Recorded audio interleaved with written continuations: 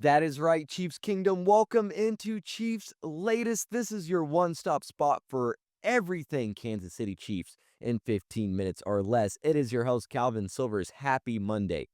Splendid Monday. Fantastic Monday. I don't even know what other words to use to describe how fantastic I feel. Chiefs get a win on Sunday Night Football. Avoid that dreaded 0-3 start. First win of the season.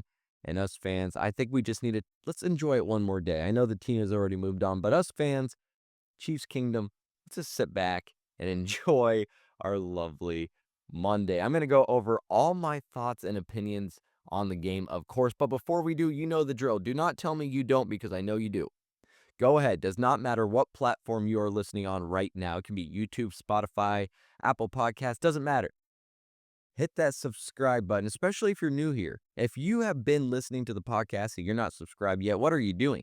And if you're new here, hey, here's the perfect opportunity, because get this, that was week 3. We're already going into week 4 here soon.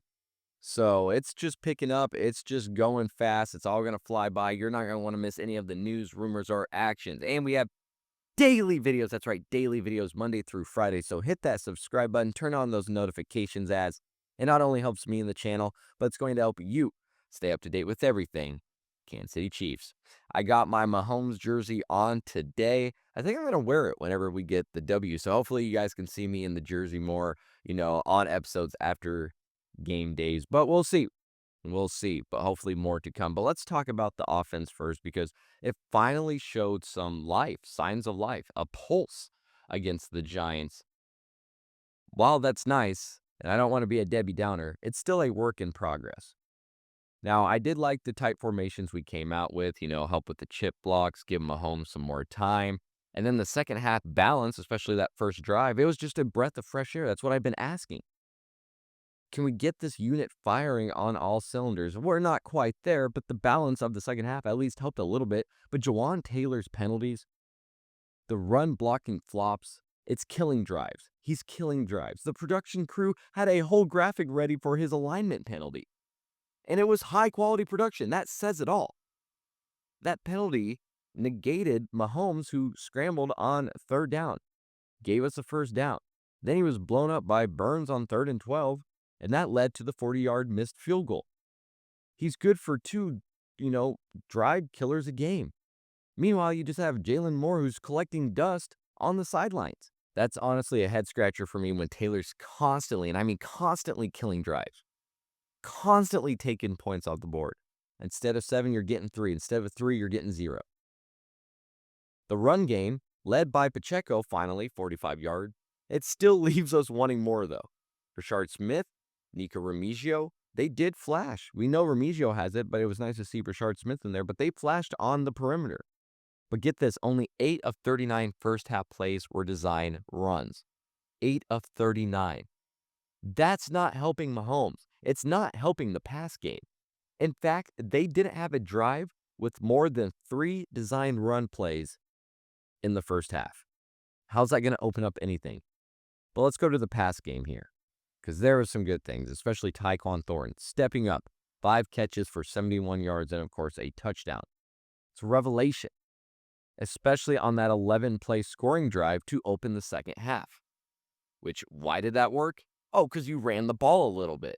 But these long, grinding drives, 9 plays, 11 plays, both touchdowns, it wears down the Giants. It boosted the morale. This is what the Chiefs practice all summer in training camp, is these long drives. Don't let the other team have the ball. Don't let them have as many possessions. We talked about it last week, but whether you think it's Andy, whether you think it's Nagy, the play calling, like the bubble screen to Kelsey, what are we doing? That's a fever dream. Kelsey's not like that anymore. In what world in 2025 is that going to be successful?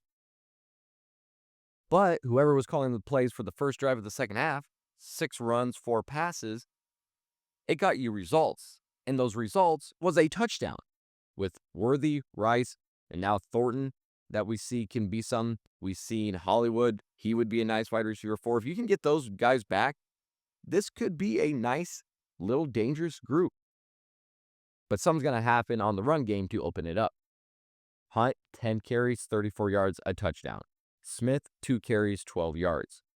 Thornton, 5 receptions, 71 yards, and a touchdown. He had that 33-yard catch that set up Hunt's 1-yard touchdown. And he led all Chiefs in receiving.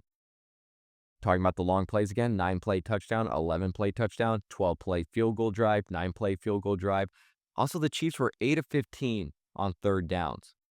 Extending drives, keeping it alive, keeping it going. The Chiefs, they need to lean into those long, balanced drives more. Control the tempo. Tire out the defenses. Don't give them as many possessions. As for the run game or the talent, try using Smith's receiving skills. Attack the second level. And then just use Hunt only in short yardage rolls. He's going to be the most effective that way. And if Taylor keeps costing us drives, it's time to give Jalen Moore a shot, especially with the money he's making. Simmons and Suamataia, at least for the past 2 weeks, have shown that they can protect Mahomes' blindside. Especially what we saw in the second half of this game where they had no sacks allowed. But in all honesty, Thornton's emergence means that Reed, let's keep dialing up those deep shots. I like them. I like what I've seen the past couple of weeks, especially if Worthy and Rice are to return. Let's stretch those defenses thin. So yes, the Chiefs' offense, it found some rhythm. Thank goodness. Thornton's big night, long grinding drives, but Taylor's miscues, still a sluggish run game. It's holding this team back from true potential. Nagy or Andy Reid, they got to keep up the second half balance. They got to consider more, at least to unlock this group's full potential. All right, we talked about what I liked or saw from the offense. Let's go ahead and talk about the defense of what I saw or maybe what I liked from them.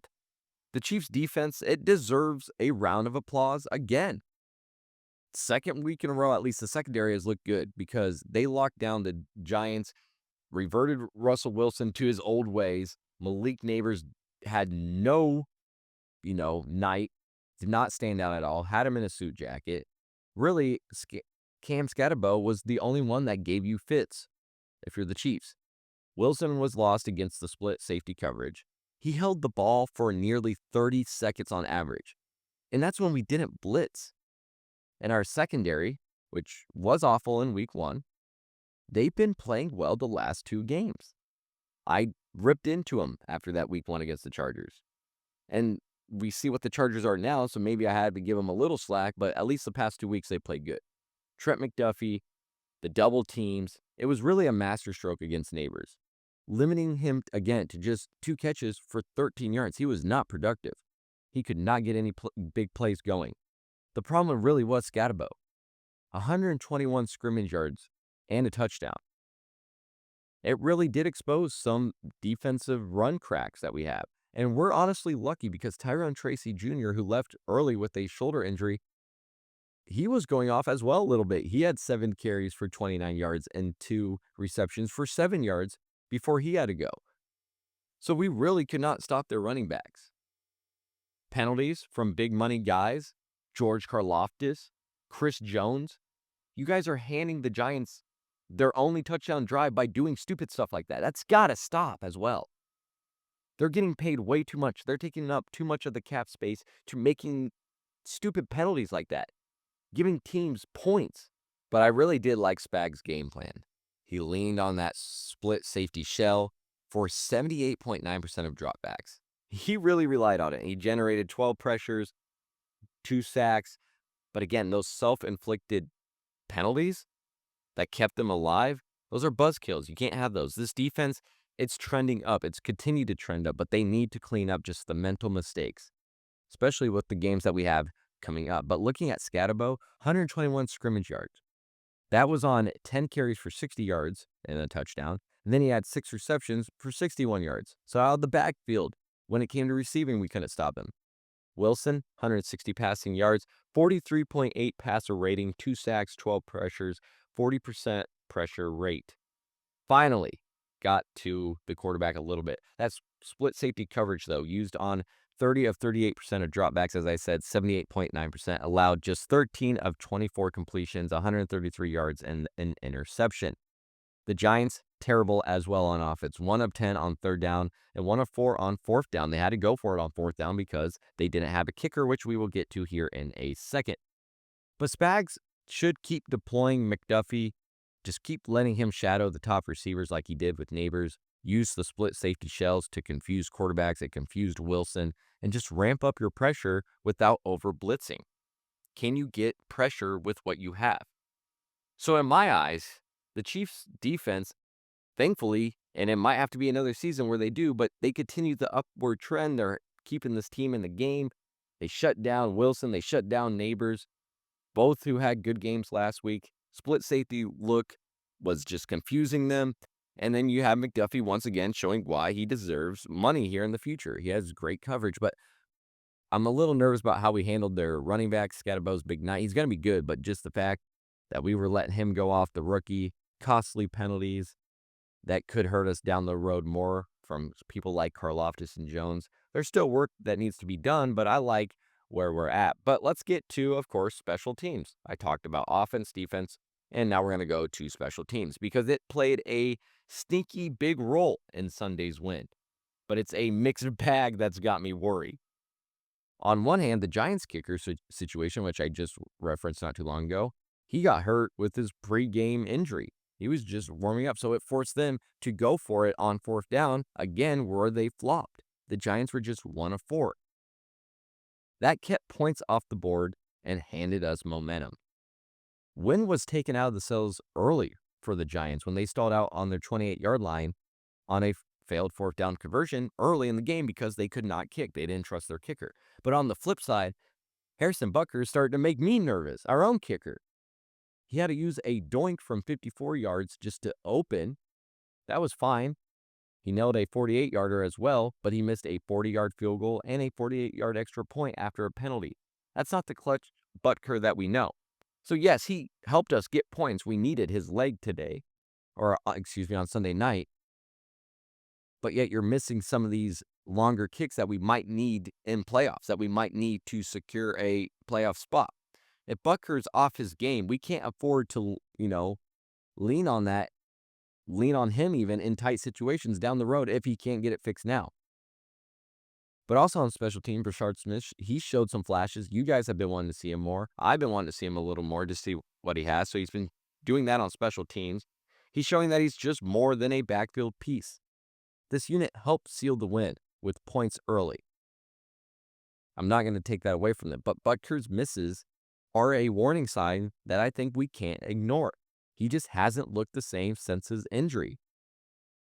And I just hope that these misses get cleaned up now because we can't have it where we're 40 plus yards out and you can't rely on your own kicker. Not in today's game when other kickers can go out there and it seems like 55, 60 plus hit them consistently.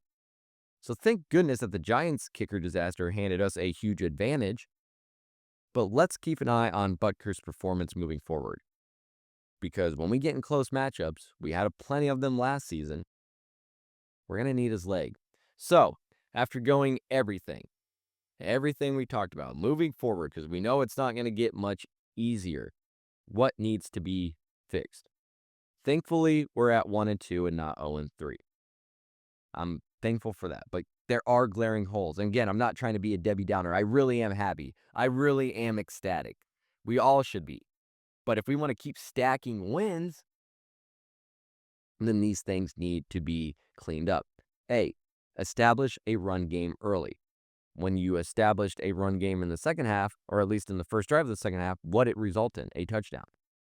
Jawan Taylor, remove those penalties. He's hurting drives. And fix the run defense's soft spots.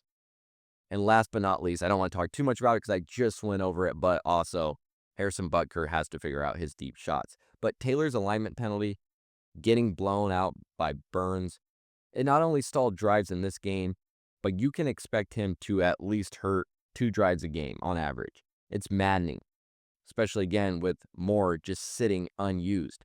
So that's one thing. Get that fixed. The run defense, it let a rookie rack up 121 scrimmage yards. Our front 7, because Derek Nottie was also getting pushed around when he was in there. Our front 7 needs to tighten up against these versatile backs. Derrick Henry's up next. It's not going to be easy. Penalties from big money guys, Karlaftis, Jones. You guys gifted the Giants their only touchdown drive. That lack of discipline can't happen against stronger opponents. The Chiefs show that they can grind out wins with long drives, smart coverage. But these fixable mistakes, it could be the difference between a playoff run and an early exit. Reed is going to have to bench Taylor for more if penalties persist. Simmons and Suamatia, they have the blind side. They have the left side down. It's fine.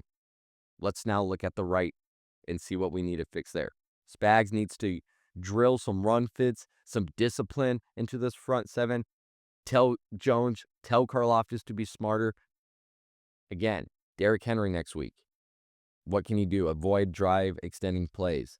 Don't let him get going. And then Tobe just needs to get with Butker and get going on those long kicks. So the Chiefs wins. It exposed some fixable flaws. That's a good thing. They're fixable. And we just got to be more disciplined as we get ready for the Ravens in week 4. That is all that I have for you on, this lovely Monday. I know I might have sounded like a Debbie Downer there at the end, but I truly am happy with the Chiefs. Got to get the win. But that doesn't mean that everything is perfect. Ha, let's go, we're back type vibes. There's still some stuff that needs to be worked on. Let me know in the comments what you thought on Sunday's game and what things you would like to see and what things you were happy with. I am your host, Calvin Silvers. If you haven't already, please hit that subscribe button. And until next time, have a good one.